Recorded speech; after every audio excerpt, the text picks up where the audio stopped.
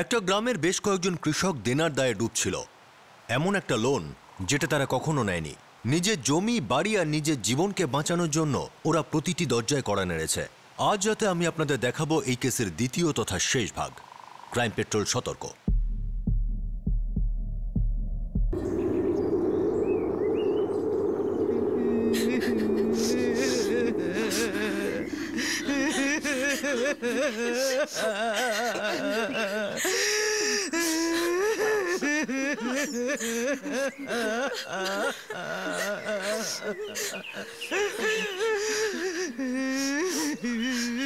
শেষ পর্যন্ত সত্যটা তো মরেই গেল। এখন ধারের বোঝা কি ওর পরিবারের ওপরই পড়বে? হ্যাঁ, তোমরা ঋণ শোধের জন্য জমির কাগজপত্র একরকম বন্ধক রেখেছিলে। এক্ষেত্রে মালিকের মৃত্যুর পরে জমির ওপরে ব্যাংকেরই অধিকার। আর কি কোনো রাস্তা নেই আমাদের কথা শোনার জন্য? এরা মূলে আমরা সবাই তো শেষ হয়ে যাব। কিচ্ছু বুঝতে পারছি না। তোমরা বরং এখানে এসডিএম এর সঙ্গে একবার দেখা করো। হতে পারে তোমাদের কথা শুনে উনি এই ব্যাপারে কোনো তদন্তের নির্দেশ দিলেন। উনি এত বড় মানুষ, আমাদের কথা কি শুনবেন? দেখো, চেষ্টা করতে তো আপত্তি নেই, বড়জন নাই বলবেন। আবার হতেও পারে তোমাদের কথা শুনলেন আর কোনো উপায় বললেন।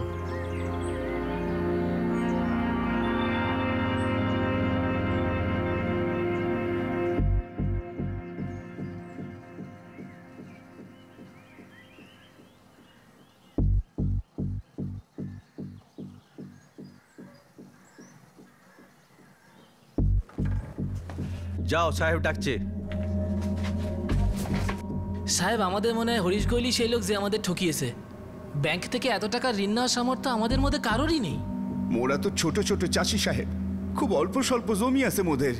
কোন রকমে চাষবাস করি দিন কাটাই। এত বড় ধার কেন দিতে যাবে মোদের? কিন্তু তোমরা এইমাত্র বললে না যে ব্যাংকের ঋণের টাকা তোমাদের অ্যাকাউন্টে এসেছে আর তোমরা তুলেও নিয়েছো? না সাহেব, আমরা তো বুঝতেই পারিনি কখন আমাদের ব্যাংকের বইতে টাকা এলো আর কখন বের করে নেওয়া হলো। আমাদের সবারই ব্যাংকের বই আছে, কিন্তু কে রোজ রোজ ব্যাংকে যাওয়া আসা করবে বলুন?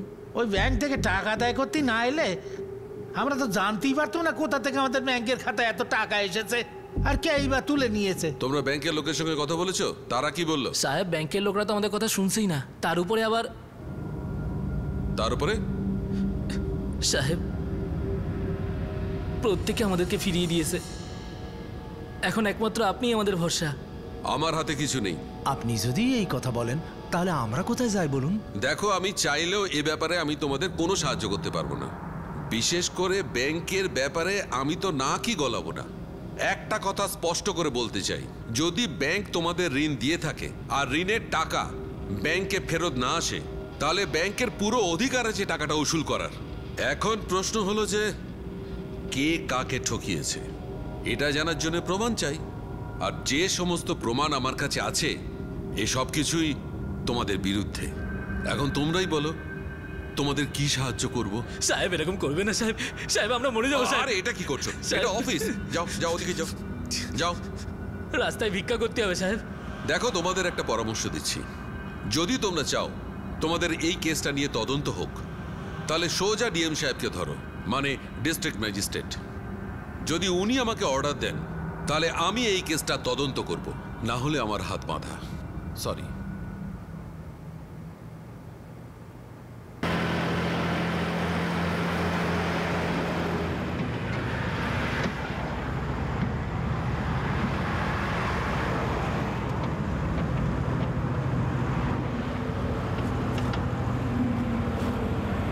আরে, ডিএম এর সাথে এইভাবে দেখা করা যায় না। দেখা করতে গেলে চিঠি দিতে হবে। দেখুন সাহেব, আমরা কোষপুর গ্রাম থেকে এসেছি, অনেক সমস্যা আমাদের। আপনি যদি ডিএম সাহেবের সাথে আমাকে দেখা করা দিতে পারেন বড় উপকার হয়। সাহেব, 10 মিনিটে নিজের কথা বলে চলে আসবো, একটু দেখা করতে দিন। ওনার সবসময় অনেক কাজ থাকে, উনি এইভাবে অ্যাপয়েন্টমেন্ট ছাড়া কারোর সঙ্গে দেখা করেন না। ঠিক আছে সাহেব, আমরা এখানেই বাইরে বসছি আর ওইখানে অপেক্ষা করতেছি। সাহেব যখনই একটু ফাঁকা হবে আপনি আমাদের ডাক দেবেন। আরে, তোমরা বুঝতে পারছো না কেন? হ্যাঁ, একটা কাজ করো, গ্রামে ফিরে গিয়ে একটা চিঠি লেখো, দেখা করার জন্য আর্জি করো। তারপর উনি দেখবেন দেখা করবেন কি করবেন না। এখন যাও যাও। এই চলো চলো চলো।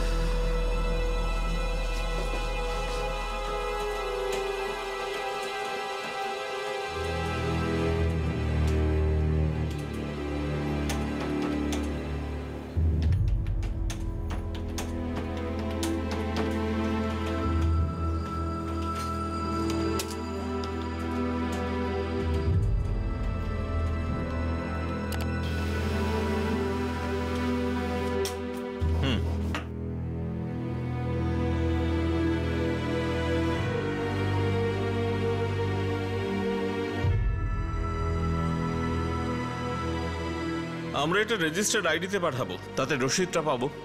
প্রমাণ থাকবে ডিএম অফিস আরজি পেয়ে গেছে, যার রসিদটাও আমাদের কাছে থাকবে।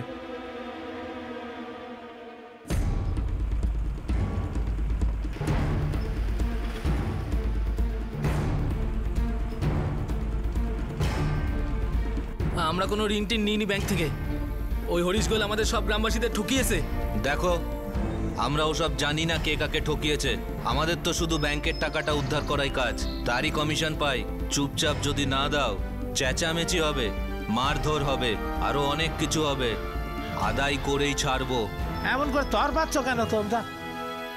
বন্দুক আছে বলে যা মন চায় তাই করবে? এতক্ষণ অনেক মিষ্টি করেই বলেছি।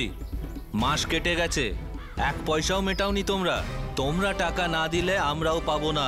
ব্যাংকই বলেছে যা করার করো ওদের সাথে, বাস আদায় করো। তবুও ভালো কথাই তোমাদেরকে বলেছি, কিন্তু এই শেষবার বলছি, কান খুলে শুনে নাও। এই সপ্তাহ থেকে যদি টাকা দিতে শুরু না করো, তোমাদের জমি বিক্রি করতে শুরু করব। সবার জমির কাগজ আছে আমাদের কাছে, বুঝেছো?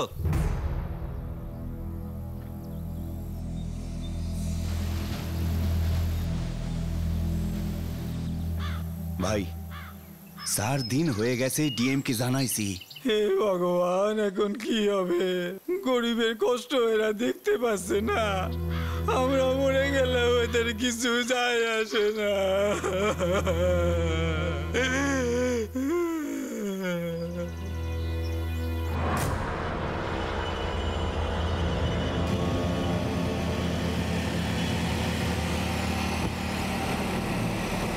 হ্যাঁ, চিঠি লিখেছো, তাই বলে এখন তুমি কি হুমকি দেবে নাকি?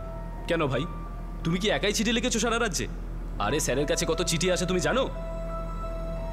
সাহেব, 1 সপ্তাহ বেশি হয়ে গেল দরখাস্ত দিয়েছি। ওদিকে আমাদের অবস্থা খুব খারাপ সাহেব। আমাদের একজন কৃষক সত্য কাকা মারা গেছে, আর একজন কৃষক প্রদীপ কাকার শরীরও খুবই খারাপ সাহেব। তুমি কালা? আরে তোমাকে কতবার বলবো, যখন ডিএম স্যার চাইবেন তখনই চিঠির উত্তর দেবেন, আর না চাইলে কোনো উত্তর দেবেন না। সাহেব, আমি কাউকে বিরক্ত করতে চাই না, শুধু একবার আমি আমাদের কথা ডিএম সাহেবকে বলতে চাই, ব্যাস। এবার তুমি যদি এখান থেকে না যাও, বাধ্য হয়ে পুলিশ ডাকবো, তোমাকে ধাক্কা মেরে বার করে দেবে। আরে সোজা কথা তুমি বুঝতে পারছো না নাকি? উনি দেখা করবেন না, চলো যাও এখান থেকে। মাথা খারাপ করে এসে।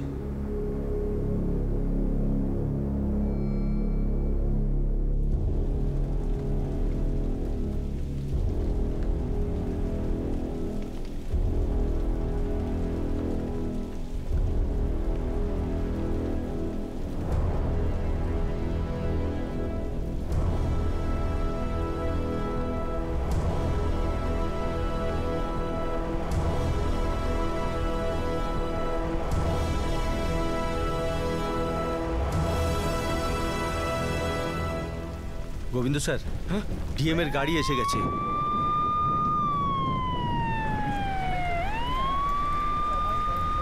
যতক্ষণ একটা বড়সড় ঝামেলা করছে, এরা শান্তি পায় না।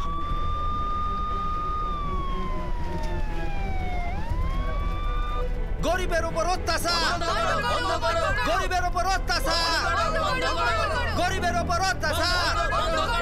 দেখুন না স্যার, শুধু শুধু অকারণে কিরকম ঝামেলা করছে।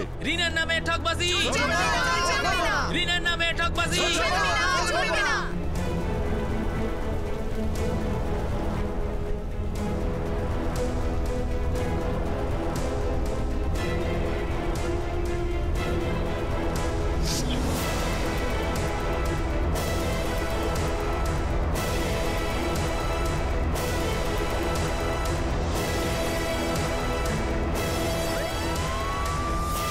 ঋণের নামে ঠকবাজি, ঋণের নামে ঠকবাজি। কৃষকদের অধিকার, কৃষকদের অধিকার।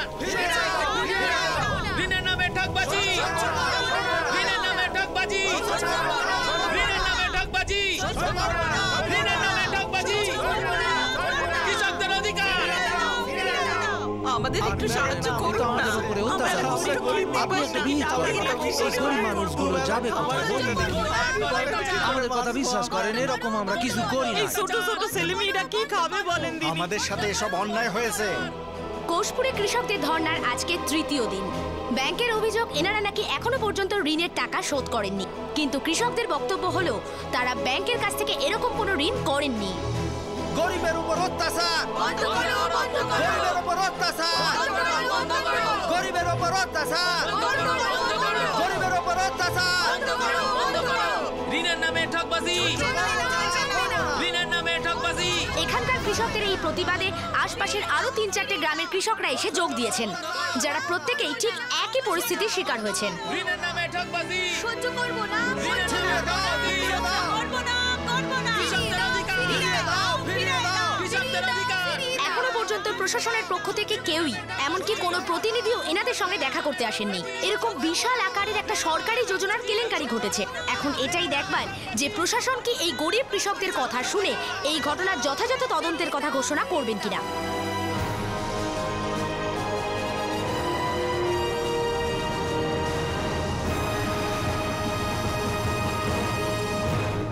স্যার লাইন 4 এইচডিএম আছেন।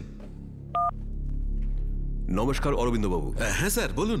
দেখুন, এত চাষি একসাথে আন্দোলন করছেন, কিছু সত্য তো আছে ওদের বিক্ষোভে। হ্যাঁ স্যার, আমারও তাই মনে হচ্ছে। আপনি তাড়াতাড়ি এই লোনগুলোর এনকোয়ারির অর্ডার দিন, আর পুলিশকে বলুন এটা তদন্ত করতে। Sure sir. আরো অনেক গ্রাম আছে যেখানে চাষিরা এই ভুয়ো লোনের আন্দোলন করছে। প্রত্যেক গ্রামে আপনি খোঁজ খবর নিন এবং ওদের কমপ্লেনগুলো লিখুন আর ইনভেস্টিগেশন শুরু করে দিন। শিওর স্যার, এক্ষুনি করছি।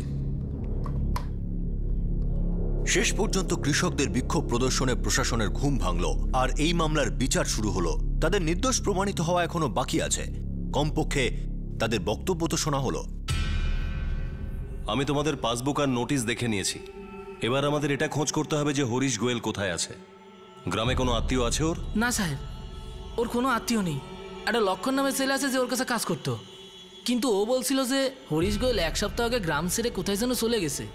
এই লক্ষণকে নিয়ে এসো। হ্যাঁ স্যার। সাহেব, ওই পাওনাদাররা এখনো আমাদেরকে খুব বিরক্ত করতেছে। ঠিক আছে, ওদেরকে আমি বলে দেব, কিন্তু সবার আগে এটা আমাদের বের করতে হবে যে এটা হলো কিভাবে। হরিশ গোয়েল কি একা এটা করেছে নাকি কেউ ছিল ওর সঙ্গে? এখনো পর্যন্ত কোনো প্রমাণ হাতে আসেনি। ওই লোকটা মোদের ভালো রকম ঠকাইছে সাহেব। তোমরা ধৈর্য রাখো, তদন্ত চলছে, সিদ্ধান্ত কিছু হয়নি। একবার বিষয়টাকে ভালো করে দেখে নি, তারপর ভাববো কি করব। স্যার আমি তো হরিশদার হয়ে ছোটখাটো কাজ করতাম স্যার। স্যার উনি খুব বড় লোক, ওনার সাথে আমার কোনো সম্পর্ক নেই। কি আছে জানেন না, কিন্তু তুই ওর কাছে আমাদেরকে নিয়ে যাবি। চল ভেতরে। শুনুন স্যার, আমাকে ছেড়ে দিন স্যার। স্যার হরিশদা একদিন জিনিসপত্র গুছিয়ে বউ বাচ্চাকে নিয়ে এখান থেকে চলে গেল স্যার। শুধু আমিই নয়, কেউই জানে না ও কোথায় গেছে। চল, তোর কথা মেনে নিলাম, কিন্তু কোথায় যেতে পারে ও? স্যার সত্যি বলছি, আমি জানি না। স্যার এই হরিশ গোয়েল যখন থেকে গ্রাম ছেড়েছে ওর ফোন ডিঅ্যাক্টিভেট করে দিয়েছে। ও এতক্ষণে বুঝে গেছে ব্যাংক টাকা আদায় করার জন্য নোটিশ পাঠাচ্ছে, এই জন্য চুপচাপ পালিয়ে গেছে। ব্যাংকে যখনই কোনো নতুন স্কিম চালু হতো তখন গ্রামবাসীদের ওই গিয়ে বলতো, তাই না? হ্যাঁ স্যার। আর এই ব্যাংক ম্যানেজার সুধীর মিত্তাল, যে এতটা সহৃদয় হয়ে লোনটা দিল, তাকে চিনিস তুই? আরে না স্যার, ম্যানেজারদের সাথে আমরা কি কখনো ওঠা বসা করতে পারি? আমি তো কখনো দেখাও করিনি। স্যার অজয় বলছিল এখনকার ব্যাংক ম্যানেজার অনিরুদ্ধ সিং। আগে সুধীর মিত্তালের খোঁজ করি, ওই বলতে পারে লোন স্যাংশন হলো কিভাবে।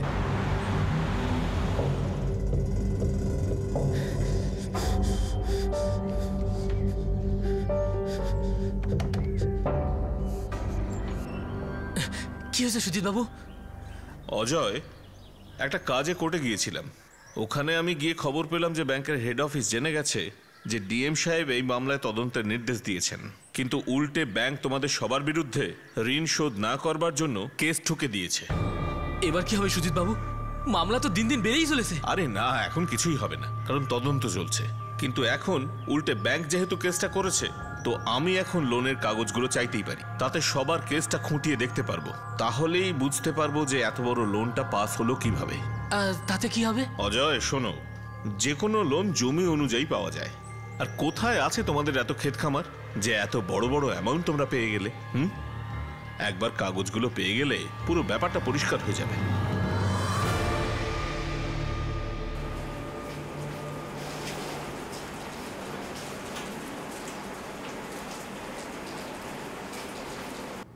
কি? হ্যাঁ স্যার, এই তো দুদিন আগে ওনাকে সিবিআই কাস্টাডিতে নিয়েছে।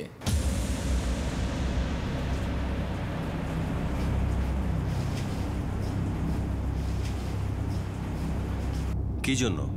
আসলে উনি চন্দ্রপুরের চাষিদের কাছ থেকে ঘুষ চেয়েছিলেন, আর ওনারা সিবিআইতে কমপ্লেন করে দেয়।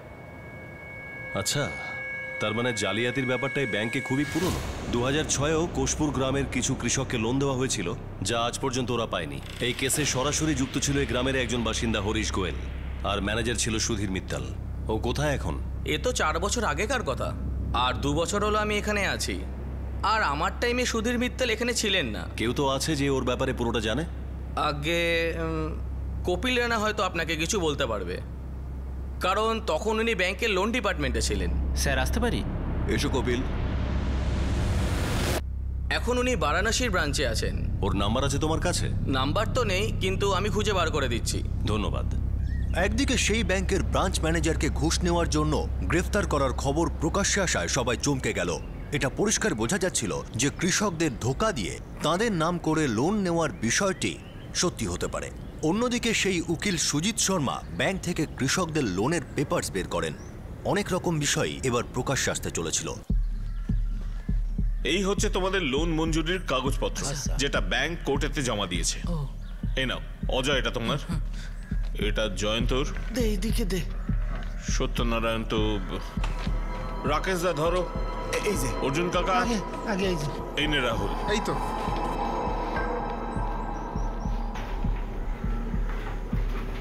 আরে এটা তো সেই কাগজটা যেটা আমি গরুর ঋণ নেওয়ার জন্য হরিশকে দিয়েছিলাম। আর এই দেখেন, এখানে এখানে আমি 30,000 টাকা লিখেছিলাম, আর সেটাকে বাড়িয়ে 3 লাখ টাকা করে দিয়েছে। এই দেখুন মোর কাগজে এই 1-2-4 লাখ টাকা করে দিয়েছে। দেখ তো খোকা, এটা কি লেখা আছে? 4 লাখ টাকা। আর আমার সাথে তোমার 3 লাখ টাকা।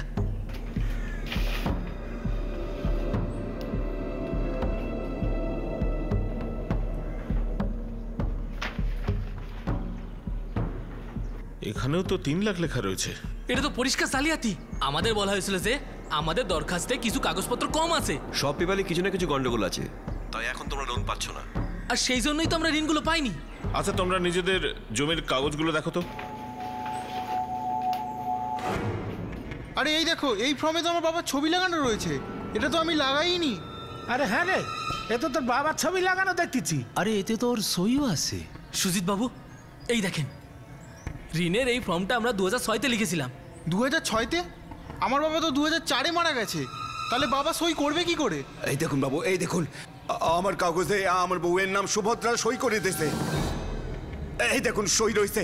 ও তো টিপস আপ দেয়, ও তো লিখতেই জানে না। একবার জমির দলিলটা দেখো তো ঠিক আছে কিনা।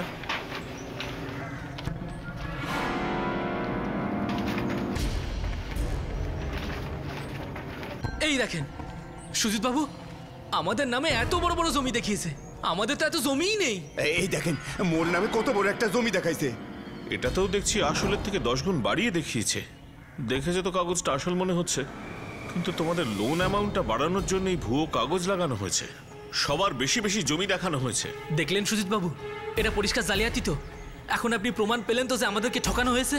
আমরা মিথ্যে কথা বলছি না। এবার পরিষ্কার বুঝতে পারছি যে এই ভুয়ো কাগজপত্র দেখিয়ে লোন পাস করিয়ে টাকা তুলে নেওয়া হয়েছে। কিন্তু কাজটা কে করেছে সেটা তো আর এই কাগজ দেখে বোঝা যাবে না।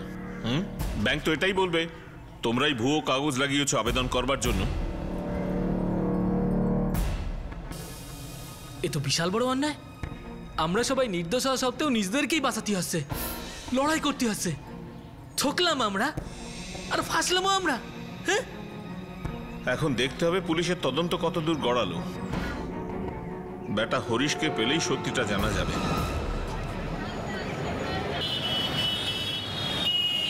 স্যার, আগে আমি লোন ডিপার্টমেন্টের ছোট ক্লার্ক ছিলাম, আজও আছি। আমি বুঝতে পেরেছি কপিল, কিন্তু যখন তুমি ওখানে লোন ডিপার্টমেন্টে কাজ করতে আর সুধীর মিত্তাল ওখানকার ম্যানেজার ছিল, তখন এই ফ্রড হয়েছিল। তুমি তাড়াতাড়ি এখানে এসো, অনেক কিছু জিজ্ঞাসা করার আছে। স্যার, এই হরিশের নামে সব জায়গাতেই রেড অ্যালার্ট জারি করা হয়েছে, আর খোঁচরদেরও কাজে লাগিয়ে দিয়েছি। এই হরিশের ছবি আছে আমাদের কাছে, আর পরবর্তী তদন্তের জন্য এসডিএম এর পারমিশনও আছে। এর ছবি সব জায়গায় দিয়ে দাও। কতদিন আর গর্তে লুকিয়ে থাকবে? হ্যাঁ স্যার।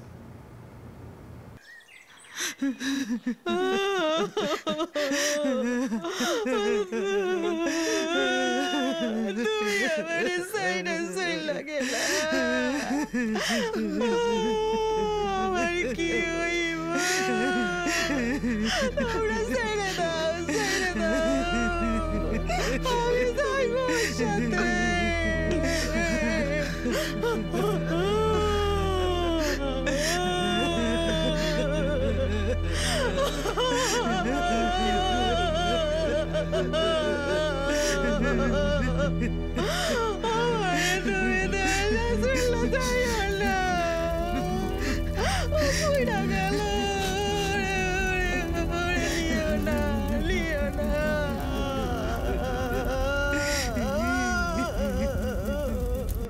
তোমার যা করতে ইচ্ছে করে তুমি করে নাও।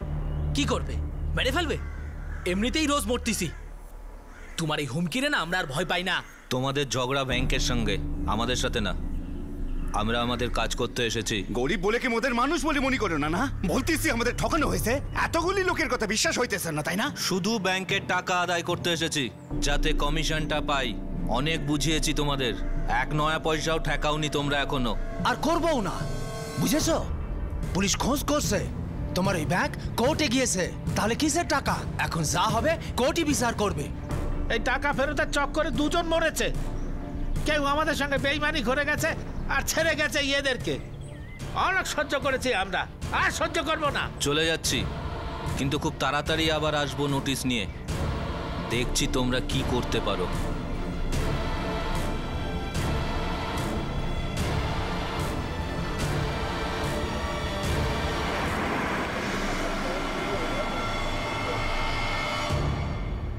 স্যার, সুধীরবাবু যখন ব্রাঞ্চ ম্যানেজার ছিলেন উনি নিজেই অনেক লোন স্যাংশন করেছিলেন।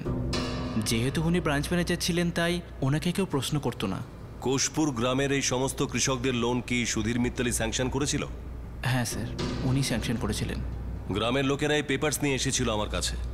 আমি এই পেপারগুলো যাচাই করেছি। এগুলো সেই পেপারস যেগুলো ব্যাংক কোর্টে জমা করেছিল। গ্রামের উকিল ওখান থেকে বার করেছে। অনেক রকম গন্ডগোল আছে এই পেপারগুলোতে। সব কোটা লোনের জন্য একজনই গ্যারেন্টার, হরিশ গোয়েল। এটা কি করে হতে পারে যে কোনো ব্যাংক কারো লোনের পেপারসগুলো না দেখে না যাচাই করে স্যাংশন করে দিল? স্যার, আমি তো আপনাকে বললাম উনি ব্রাঞ্চ ম্যানেজার ছিলেন, আর একবার উনি যদি ওকে করে দেন তাহলে স্যার কেউ কিচ্ছু বলতে পারবে না। হতে পারে এর মধ্যে ও জড়িত।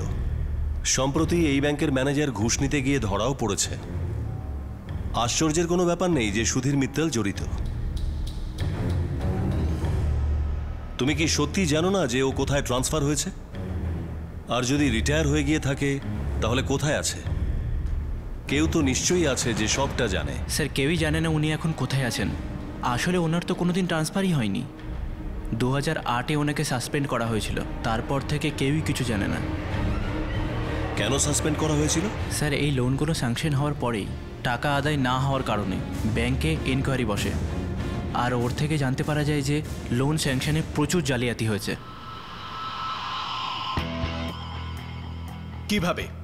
কিভাবে স্যাংশন হলো এই লোন? লোন ডিপার্টমেন্ট কি চোখে পট্টি পড়ে আছে? চেক কে করেছিল? আমরা রেজিস্ট্রেশন অফিসে খোঁজ নিয়েছি। জমির অধিকাংশ দলিল জাল করা হয়েছে। স্যার, সব লোন সুধীরবাবু স্যাংশন করেছেন। আমার কাছে এই পেপার ওনার দেখার পরে এসেছে, আর একবার যদি উনি স্যাংশন করে দেন তারপর কিছু করার নেই। স্যার, একবার লোন ডিপার্টমেন্টকে এই পেপারগুলো দেখিয়ে নেব? না, তার আর কোনো দরকার নেই। আমি সব পেপারগুলো ভালো করে দেখে নিয়েছি। কারো এই ব্যাপারটা মাথায় আসেনি যে পেপারগুলো ভালো করে দেখা উচিত?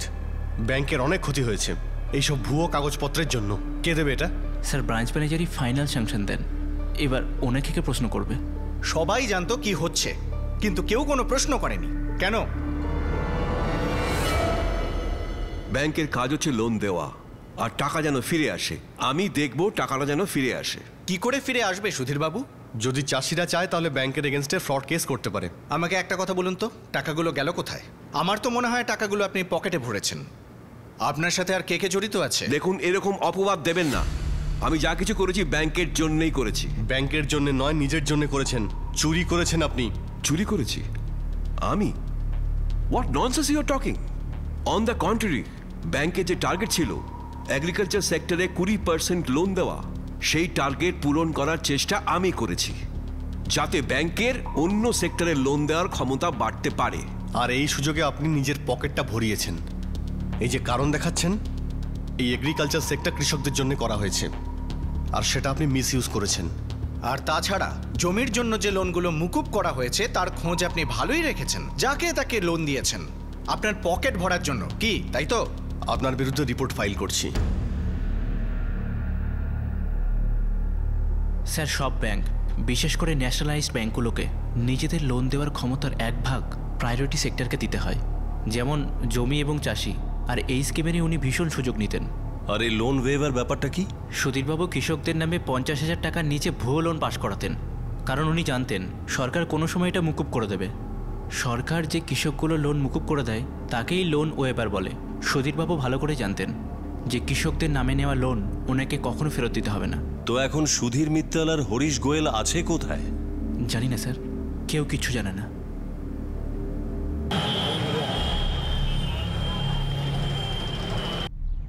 প্রতাপবাবু, এটা হলো প্ল্যান এ, এটা হলো প্ল্যান বি। এই দুটোর কম্বিনেশন অদ্ভুত কম্বিনেশন। যখন আপনি 55 বছরে পড়বেন, এই স্কিম কম করেও আপনাকে প্রত্যেক বছর 12 লাখ টাকা করে দিতে থাকবে। এই দেখুন প্লিজ। কিন্তু এই স্কিমটা তো অন্য কিছু বলছে। আরে প্রতাপবাবু, আপনি আমার কথা বিশ্বাস করুন, আমি সারাদিন এই কাজই করি। এই 3টে পলিসি মিলিয়ে আমি একটা বিশেষ প্যাকেজ তৈরি করেছি। এই দেখুন, লাইফ সিকিউর, প্রিমিয়াম কম, আর 10 বছর পরে টাকা ফেরত। It's nice. সুধীর মিত্তাল একটা নতুন পদ্ধতিতে আরেকটা নতুন কাজ শুরু করেছে, আর হরিশ গোয়েল পলাতক। পুলিশ তাকে খোঁজার জন্য অনেক চেষ্টা করছিল, কিন্তু তাকে খুঁজে পেতে এখনো তাদের অনেক সময় লাগবে।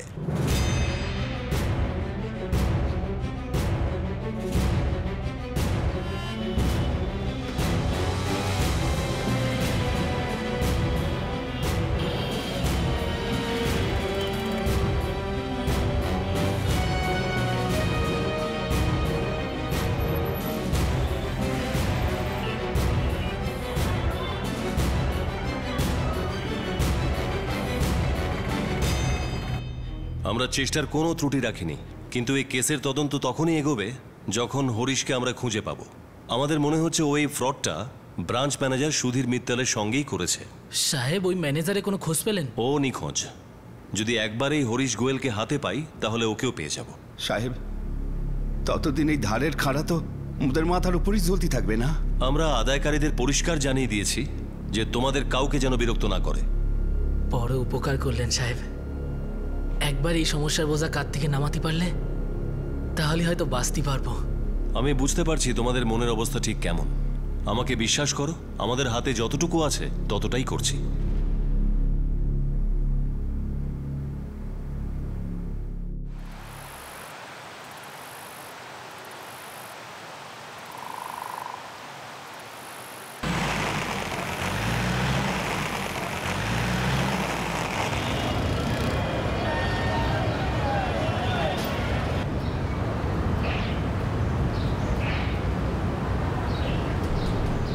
তিন বছর আরও কেটে গেল। এখন এই কেসটা ক্রাইম ব্রাঞ্চের কাছে এসেছে। আশপাশের পরিস্থিতি বিচার করে হরিশ গোয়েল শেষ পর্যন্ত কোর্টে সারেন্ডার করে। এবার এই সমস্ত ষড়যন্ত্র প্রকাশ্যে আসতে চলেছিল। তো তুমি সবকিছু বলতে রাজি আছো? আমি এই সব কিছুই সুধীরবাবুর সঙ্গে করেছি। পুরো প্ল্যান বলবে? কবে, কোথায়, কিভাবে? আমরা গ্রামবাসীদের সেই সব নতুন যোজনার কথা বলতাম যেটা কিনা ব্যাংকের তরফ থেকে ঘোষণা করা হতো। আমি সুধীরবাবুর কাছ থেকে ফর্ম নিতাম আর গ্রামবাসীদের গিয়ে যোজনার কথা বলতাম। আমরা গ্রামবাসীদের দিয়ে ফর্ম ভরাতাম আর তাদের সই নিতাম আর তাদের পরিবারের ছবিও নিতাম। আমরা এটা জানতাম যে গ্রামবাসীদের অনেক কিছু বিষয়ে কোনো ধারণাই ছিল না, ওরা আমাদেরকে বিশ্বাস করত। এই সমস্ত দরখাস্তগুলো জড়ো করে আমি আর সুধীরবাবু মিলে লোন অ্যামাউন্টটা বদলে দিতাম আর কাগজপত্রও পাল্টে দিতাম। সুধীরবাবু ব্রাঞ্চ ম্যানেজার ছিল, তাই এই সমস্ত কাজ খুব সহজেই হয়ে যেত। আমরা গ্রামবাসীদের থেকে উইথড্রল স্লিপে প্রথমেই সাইন করিয়ে রেখে দিতাম, আর যখনই লোনের টাকাটা তাদের অ্যাকাউন্টে জমা পড়তো আমরা টাকাটা তুলে নিতাম আর নিজেদের মধ্যে ভাগ করে নিতাম। মডাস অপারেন্ডি 2,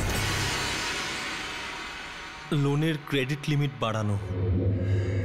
প্রত্যেক কৃষক তার জমির পরিমাপ হিসেবে লোন পেত। আর তোমরা ভুয়ো কাগজের লোন লিমিট বাড়াতে, বেশি জমি দেখিয়ে। হ্যাঁ, যত বড় জমি দেখানো হতো তত বেশি লোন পাওয়া যেত। আর বাড়ানো লোন অ্যামাউন্টটা কৃষকদের অ্যাকাউন্টে ঢুকতো, আর ওদের অরিজিনালি যে লোনটা পাবার কথা সেটাই পেত, আর বাকি টাকাটা তুমি আর সুধীর মিত্তাল ভাগ করে নিতে।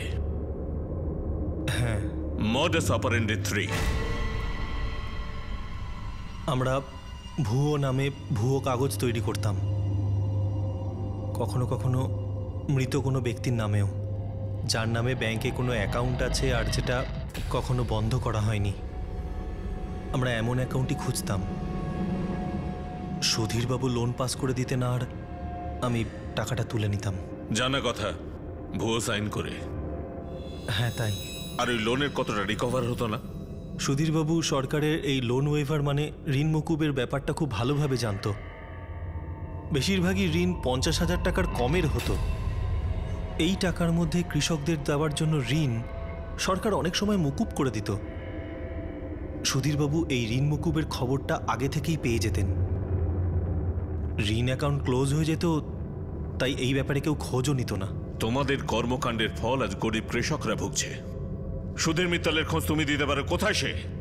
আমি ঠিক মতো তো জানি না, কিন্তু আমি কিছু জায়গার নাম বলতে পারি যেখানে থাকতে পারে।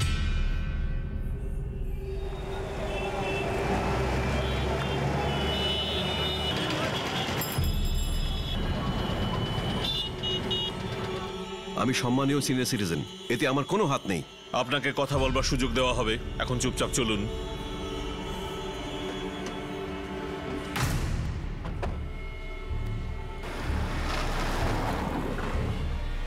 এসব হচ্ছে হরিশের মন গড়া কথা।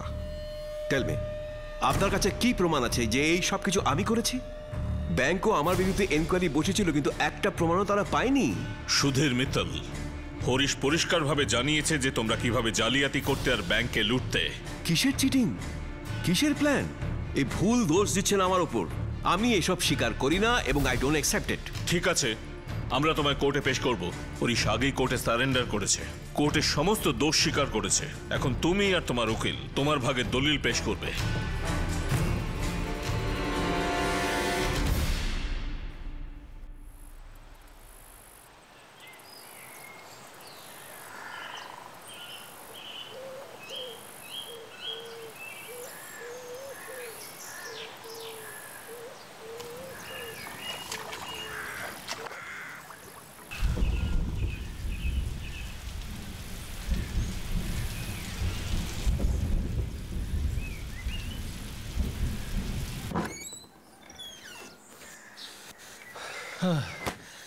বাসলাম, এখন এবার মাথা তুলে বাঁচতে পারবো।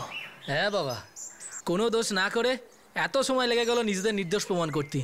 হ্যাঁ বাবা, শুনেছিলাম শকুন মরা মানুষকেই খায়, কিন্তু এটা তো কলিযুগ। বেঁচে থাকা মানুষ জলজান্ত মানুষকেও কুরে কুরে খায়। ঠিক আছে বাবা, তুই কাজে যা। ঠিক আছে বাবা। কই রে ছোট খোকা, সদেরি হয়ে গেল, এটা আমারে দে। চল।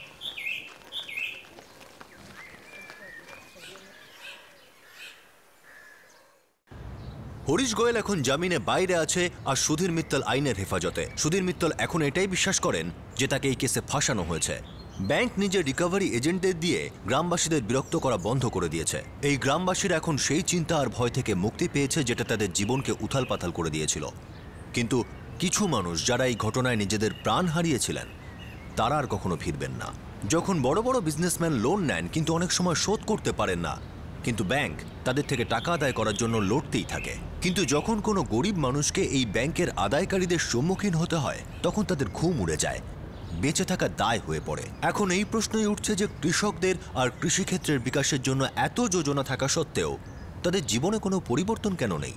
লোন মকুব করার যোজনা আর এত অনুদান দেওয়া সত্ত্বেও আমাদের কৃষকরা কেন আত্মহত্যা করতে বাধ্য হচ্ছে? এই লোন মকুবের যোজনা আর বাকি সব সুবিধাগুলো সেই কৃষকদের কাছে কি আদৌ পৌঁছয়? তারা কি এগুলো আদৌ পায় যারা এসবের আসল দাবিদার? এই কেসে অনেকগুলো মূল্যবান প্রশ্ন সামনে আসে। ব্যাংকের সেই ব্রাঞ্চ ম্যানেজারকে বেআইনি কার্যকলাপের জন্য সাসপেন্ড করা হয়েছে, তা সত্ত্বেও তার কর্মজীবনে দেওয়া সেই লোনের বিষয়ে ব্যাংক এটা জানার চেষ্টা কেন করলো না যে হয়তো গ্রামবাসীদের ঠকানো হয়েছে? কেন তাদের থেকে লোনের টাকা আদায় করার জন্য রিকভারি এজেন্ট পাঠানো হলো? ব্যাংক নিজেদের অফিসারের এইরকম একটি ষড়যন্ত্রের সঙ্গে যুক্ত হওয়ার বিষয়ে প্রশ্ন কেন তুলল না?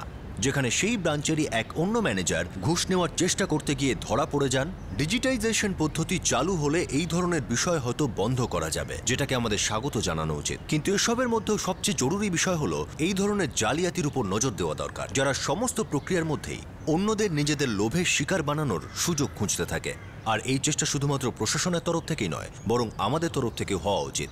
আমাদের সতর্ক থাকতে হবে যে এই ধরনের অপরাধী যেন আমাদের সুযোগ না নেয়। আপনাদের সাথে আবার দেখা হবে ক্রাইম পেট্রোল সতর্কতে আর একটা নতুন কেস নিয়ে। ততক্ষণ নিজের খেয়াল রাখবেন, সুরক্ষিত থাকবেন, আর মনে রাখবেন সঠিক সময় সঠিক পদক্ষেপ। সতর্ক থাকবেন। জয় Hind. For more updates, subscribe to our channel, click the show links and enjoy watching the videos.